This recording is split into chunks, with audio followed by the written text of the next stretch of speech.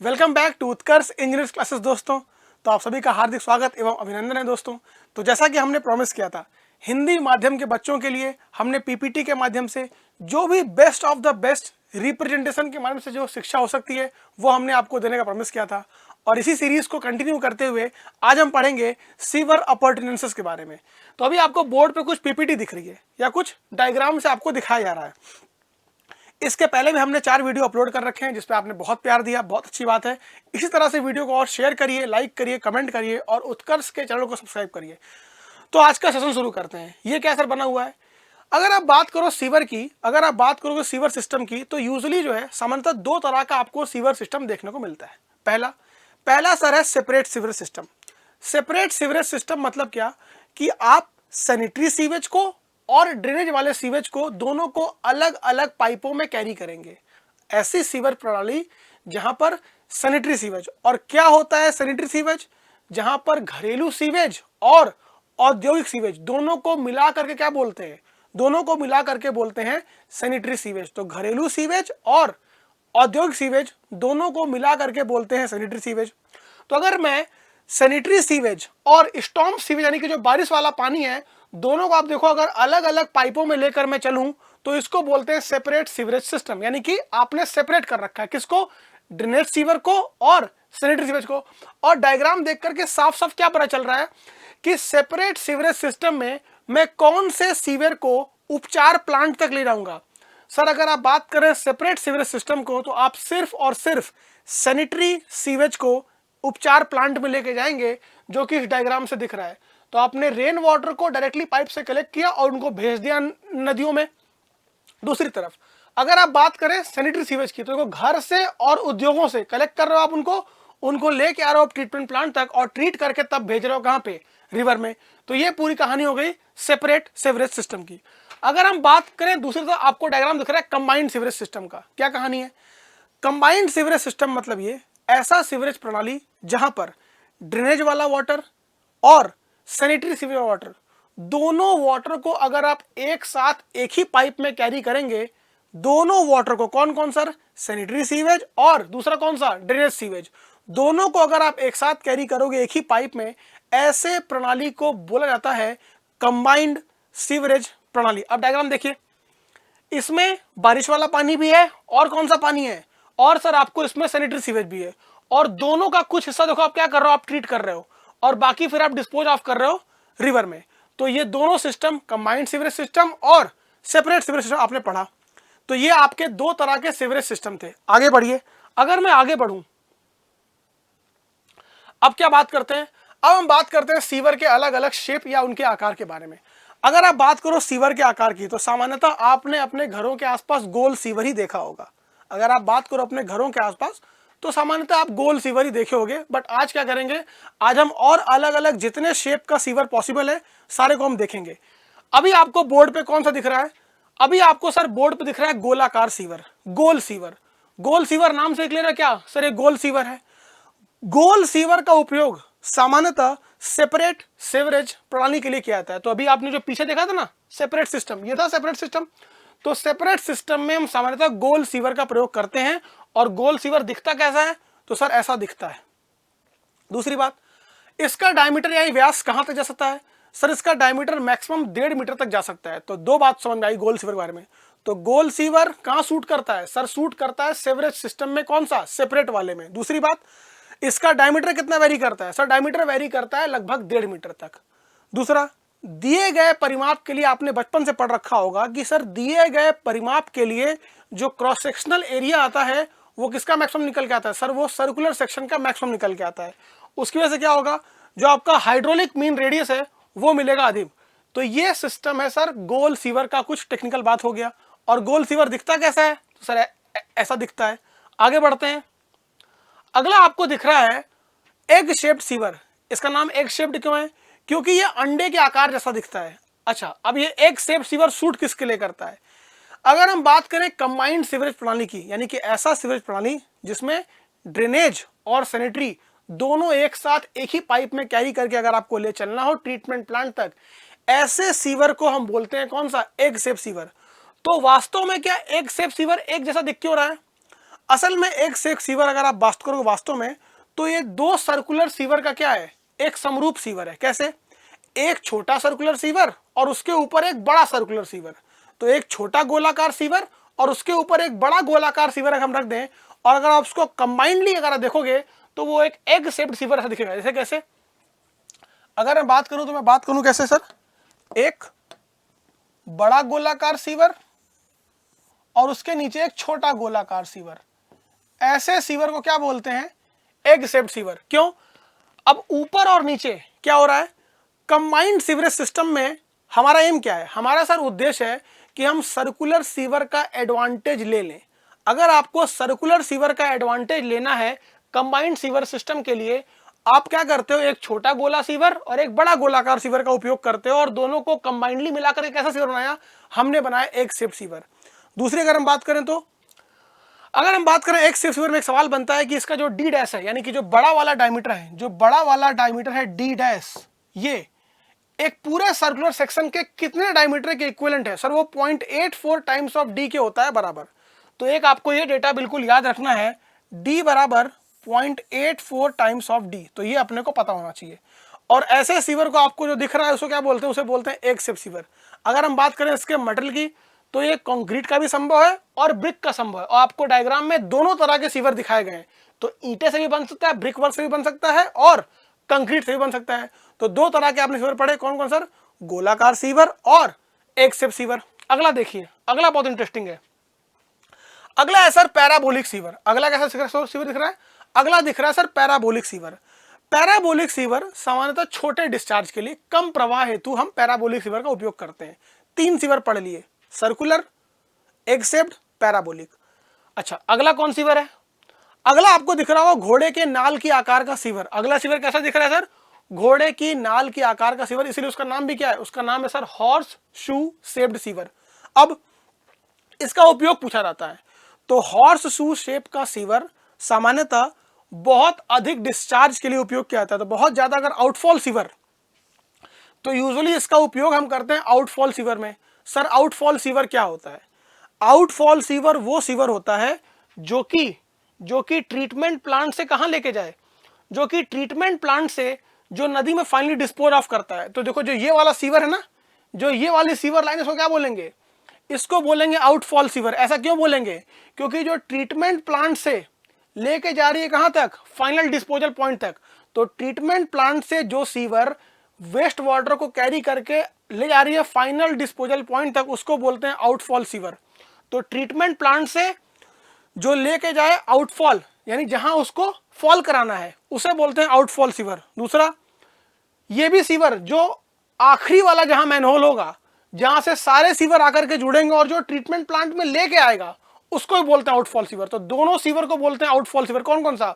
जो final sewer line sewer को treatment plant में ला रही है, उसको बोलते हैं आउटफॉल सीवर, और जो फाइनल ट्रीटमेंट प्लांट से लेके जाएगी, उसको बोलते हैं आउटफॉल सीवर। और आउटफॉल सीवर का डिस्चार्ज या प्रवाह सबसे ज्यादा होता है। और ऐसी स्थिति में आप कौन सा सीवर उपयोग करेंगे? सर ऐसी स्थिति में हम हॉर्स शू शेप का सीवर उपयोग करेंगे। तो आपने 4 तरह के सीवर देखे, सर्कुलर, एग शेप्ड, पैराबोलिक और हॉर्स शू शेप का सीवर देखा। आगे बात करते हैं। अब हम बात करते हैं कुछ, ये तो आपने देखा सीवर के प्रकार। तो ये आपके क्या थे सर? ये सीवर लाइन में जो सीवर यूज किया गया, ये उसका प्रकार था, उसके शेप का प्रकार था, किस किस आकार का संभव है। आगे बात करें, आगे अगर हम बात करें तो ये आपको दिख रहा है सीवर अपॉर्चुनिटी, मतलब क्या? सीवर में कौन कौन से उपकरण लगे होते हैं। तो एक सीवर लाइन कैसे बनता है, तो आपने बचपन से सुन रखा होगा एक शब्द मैनहोल। क्या होता है मैनहोल? जब भी 2 या 2 से अधिक सीवर को हमको ज्वाइन करवाना हो, जब भी 2 या 2 से अधिक सीवर को हमको ला करके जोड़ना हो, साथ ही में इनको मोड़ना हो, या अगर इनके ढाल में कोई परिवर्तन आ जाए, ऐसी स्थिति में आपको मैनहोल देने की आवश्यकता पड़ती है। तो यह सवाल पूछा जाता है कि मैनहोल किन किन स्थितियों में दिया जाता है।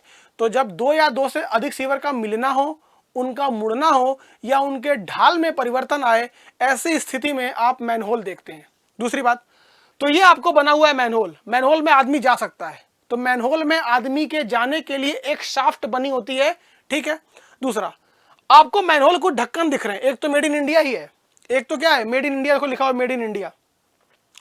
तो सामान्यतः जो मैनहोल का ढक्कन है या तो गोलाकार हो सकता है या फिर रेक्टेंगल शेप का हो सकता है।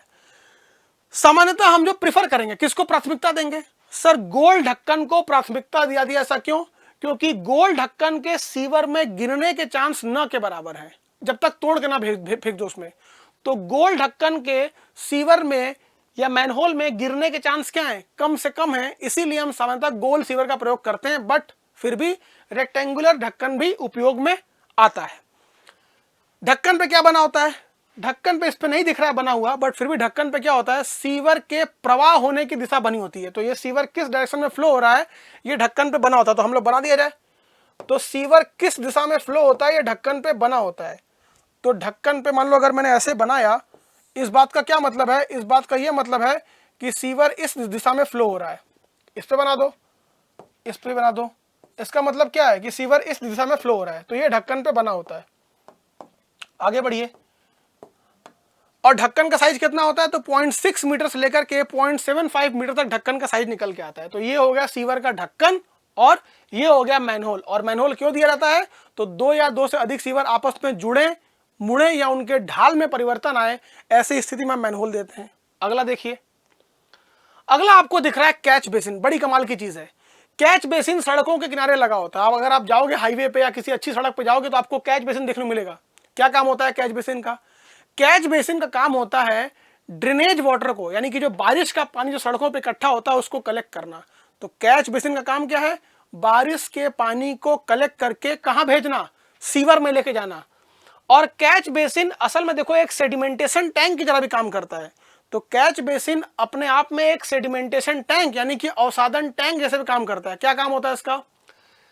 इस ग्रेड से जो भी गिट्टी, बालू, मिट्टी आएगा, ये कैच बेसिन के सेडिमेंटेशन वाले यानी जो अवसादन के लिए आपने टैंक दे रखा है वहां कलेक्ट हो जाएगा।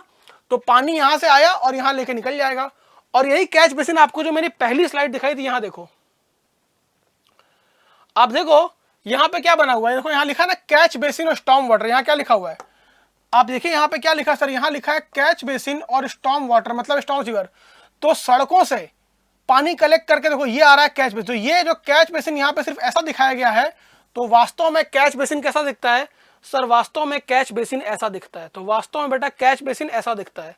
और कैच बेसिन का काम क्या है सर? कैच बेसिन का काम है बारिश के पानी को इकट्ठा करना और उसको सीवर लाइन में आगे की तरफ लेके जाना ट्रीटमेंट प्लांट तक। तो ये काम होता है कैच बेसिन का।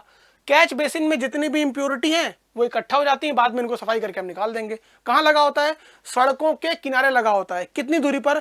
30 से 60 मीटर के अंतराल पर कैच बेसिन लगाया जाता है। आगे बढ़िए।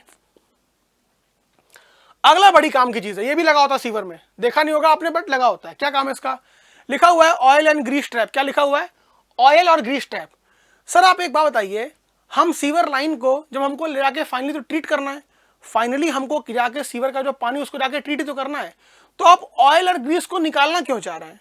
देखो ऑयल और ग्रीस के बारे में अगर हम बात करें तो ऑयल और ग्रीस कैसा नेचर होता है सर? इनका नेचर होता है चिपचिपा। तो ऑयल और ग्रीस एक चिपचिपा पदार्थ है। क्या करेगा ये? सीवर के इंटरनल लाइनिंग से जाकर के चिपक जाएगा। अगर ये सीवर के इंटरनल लाइनिंग से चिपक जाएगा तो उसकी डिस्चार्ज कैरिंग कैपेसिटी यानी कि जिसकी प्रवाह की क्षमता है, तो प्रवाह की क्षमता को कम कर देगा।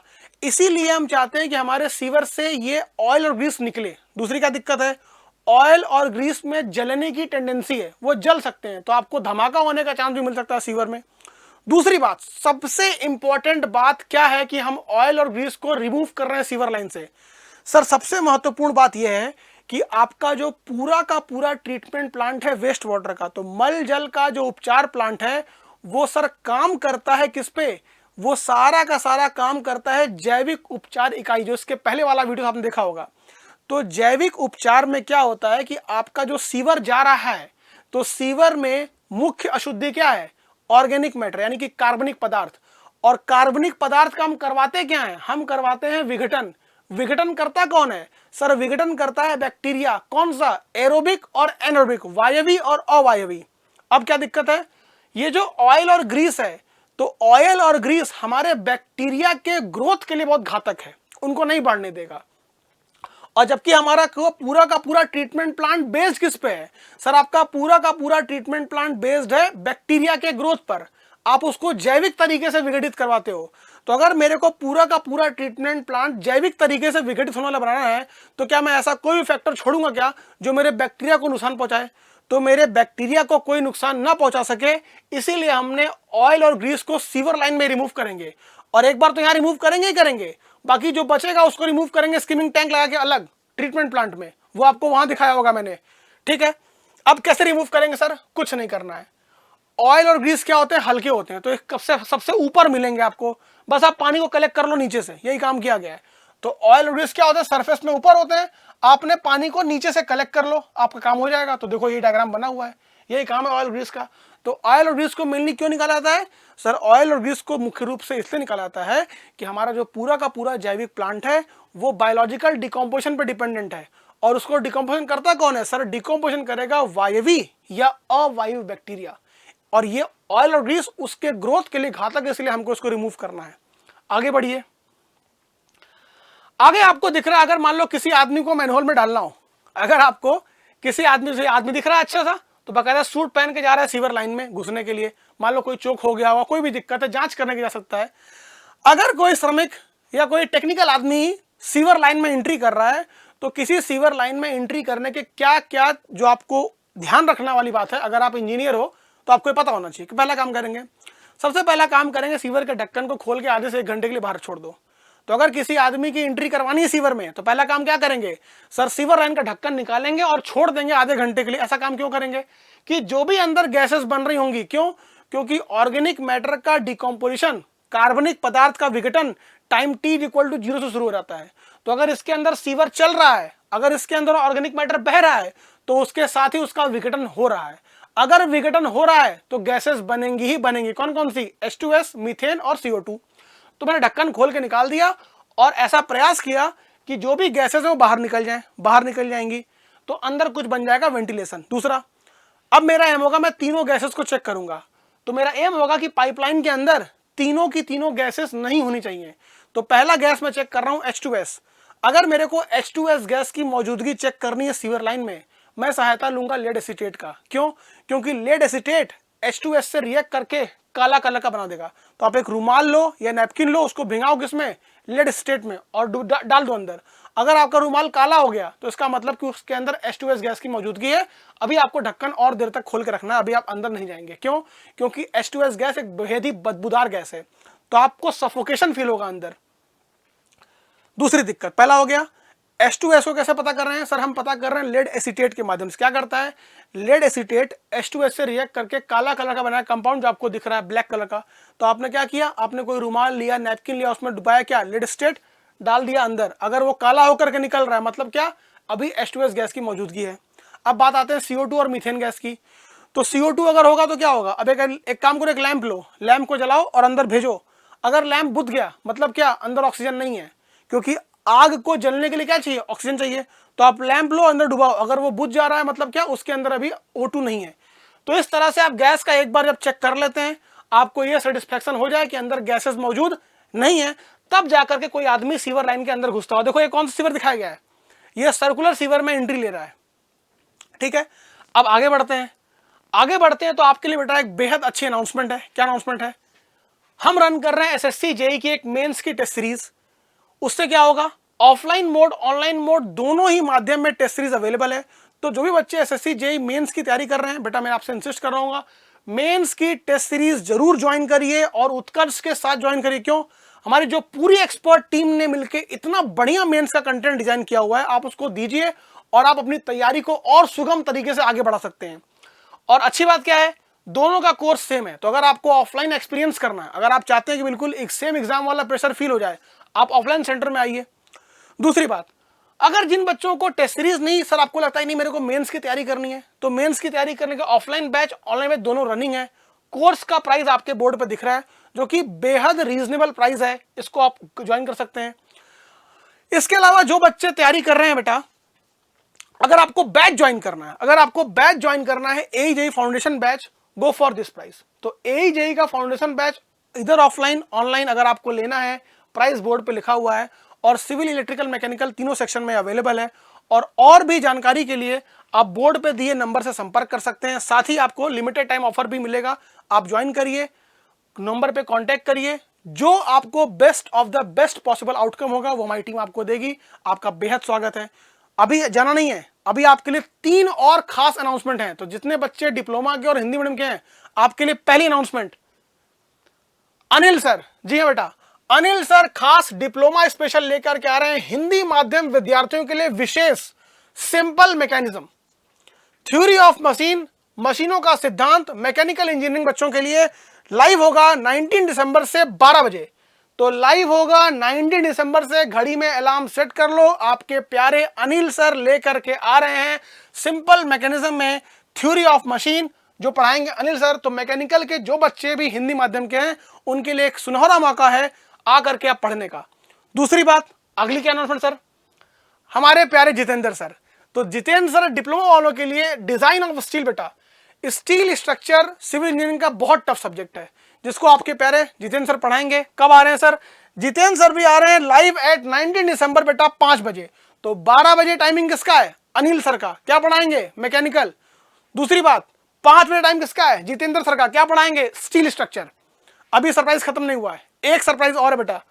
तो डिप्लोमा के जो बच्चे हैं, अब आपके प्यारे सर आ गए डिप्लोमा स्पेशल में हिंदी माध्यम के लिए। सुरेश सर लेकर के आ रहे हैं ट्रांसफार्मर। तो ये कब आएंगे? Live at 9 AM। तो 9 AM, 12 AM और 5 PM 3 टाइमिंग आपको बिल्कुल याद करके रखनी है। डिप्लोमा वालों के लिए उत्कर्ष परिवार ने हर बार हमने प्रयास किया कि आपको बेहद अच्छे से अच्छा कंटेंट दे। तो मैं शुभम सिंह अभी आपके सामने जो डिस्कस किया, ये पूरी की पूरी स्लाइड आपको मिलेगी।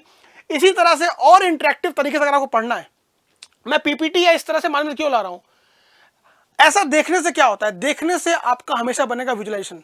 एक बार चीजें देखोगे, आपको चीजें ज्यादा देर तक याद रहेंगी और आप कर पाओगे रिलेट। अगर मैं ऐसे बोलता ना सेपरेट सिस्टम का, मैं कुछ समझ में नहीं आता। अब क्योंकि आपने पाइप देख ली कि सेपरेट सिस्टम और कंबाइंड कैसे काम करता है। अब आपने देख लिया कि सर इसमें एक ही पाइप लग रहा है, इसमें 2 अलग अलग पाइप लग रहा है। सैनिटरी क्या होता है, ड्रेनेज क्या होता है। यहां देखो बोला कैच बेसिन, और कैच बेसिन आपको मैंने बिल्कुल खोल के दिखा दिया। यहाँ पे ये लो कैच बेसिन। तो इसी तरह से इंटरेक्टिव पढ़ाई के लिए हमारे साथ जुड़े रहिए, और खासकर हिंदी मीडियम वाले बच्चे, आपके लिए हम लोग हमेशा तत्पर हैं। तब तक के लिए अपना ध्यान रखिए। मिलते हैं बेटा आपसे नेक्स्ट वीडियो में। Thank you very much.